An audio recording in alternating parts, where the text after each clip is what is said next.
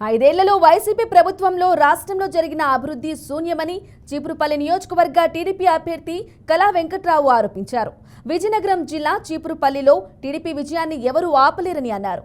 కూటమి ప్రభుత్వంతోనే ఏపీ అభివృద్ధి సాధ్యమంటున్న కిమిడి కళా వెంకట్రావుతో మా ప్రతినిధి మాధవితో ఫేస్ టు ఫేస్. హోరాహోరీగా పోటీ ఉండబోతుంది. ఎందుకంటే వైసీపీ నుంచి అధికార పక్షం నుంచి బొత్స సత్యనారాయణ వైసీపీ నుంచి బరిలో దిగుతున్నారు. అలాగే ఆయన పైకి కూటమి అభ్యర్థిగా కిమిడి కళా వెంకట్రావు గారు మాజీ మంత్రి వెళ్ళి కూడా ఆయన పోటీకి దిగబోతున్నారు. ప్రస్తుతానికి ఆయన ప్రచారంలో ఉన్నారు. అలాగే చేరికలు కూడా జరుగుతున్నాయి. వారితో మాట్లాడి మరిన్ని వివరాలు తెలుసుకుందాం.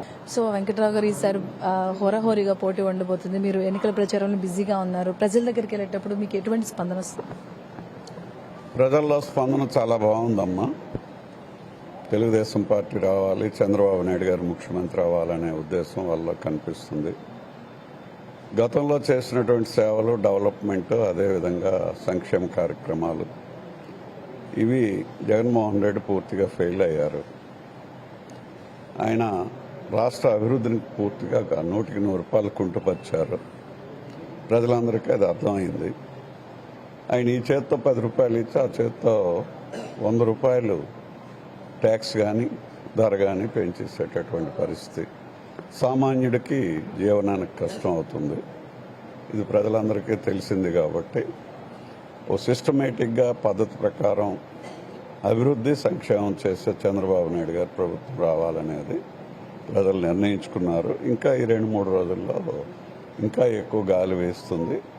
150 సీట్లు మాత్రం తప్పకుండా వస్తాయి. అలాగే మీ నియోజకవర్గానికి సంబంధించి చీపురుపల్లిలో మీరు వెళ్తున్నప్పుడు ప్రజల దగ్గర నుంచి ఎక్కువగా ఏ సమస్యలు వింటూ ఉన్నారు? ఆ సమస్యలకు సంబంధించి మీరు ఏ పరిష్కారాలు ఇవ్వబోతున్నారు? ఇక్కడికి సంబంధించి ఏంటంటే డెవలప్మెంట్ పూర్తిగా తగ్గింది. కొత్తగా వచ్చినటువంటి పరిశ్రమలు కానీ, కొత్తగా వచ్చేటటువంటి కాలేజెస్ కానీ, ఒక ఇంపార్టెంట్ ఉండేటటువంటి పెద్ద మేజర్ పరిశ్రమలు కానీ రాలేదు. నీటి వనరులు మాత్రమే మేము చేసినటువంటి తోటపల్లి అవి మిగిలినవి తప్ప, అది కూడా ఈ ఏడాది ఓ 5 crores వీళ్ళు ఇచ్చుంటే ఆ పూడికి తీసుంటే 500 కోట్ల రూపాయల పంట ఈ నియోజకవర్గంలో వచ్చి ఉండేది. అది కూడా లేకుండా అయిపోయింది అనేటటువంటి పరిస్థితిలో, దట్టు 15 ఏళ్ళు చూసాం, మంత్రిగా చేశారు.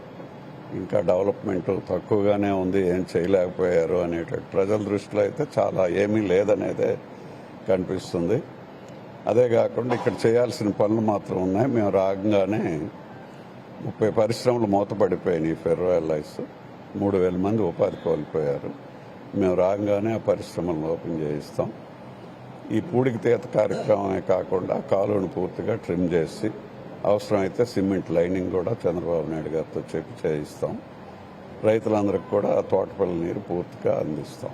అలాగే ఈ 5 ఏళ్లుగా మీ అధినాయకుడు కావచ్చు, మీరు కావచ్చు, ఏదైతే ప్రయత్నిస్తున్నారో ప్రజల్లో మార్పు రావాలి, ప్రజల్లో చైతన్యం రావాలి, ఆలోచన విధానంలో మార్పు, అది వచ్చింది అనుకుంటున్నారా? ప్రజల్లో చైతన్యం వచ్చిందండి. ఆలోచన విధానంలో కూడా మార్పు వచ్చింది. తెలుగుదేశం పార్టీ ఊహించిన మెజార్టీతో కూటమి గెలుస్తుంది. సో మరి మీ కూటమి మిగతా పార్టీల నుంచి ఎలా ఉంది మీకు సహాయ సహకారం? కూటమి అనేటప్పుడు పైన ఎప్పుడైతే నిర్ణయం తీసుకున్నారో సుశిక్షితులైనటువంటి సైనికులు కాబట్టి, అవతల జన సైనికులు కానివ్వండి, బీజేపీ కానివ్వండి, మా సైనికులు కానివ్వండి, అందరూ కరెక్ట్గానే పనిచేస్తున్నారు.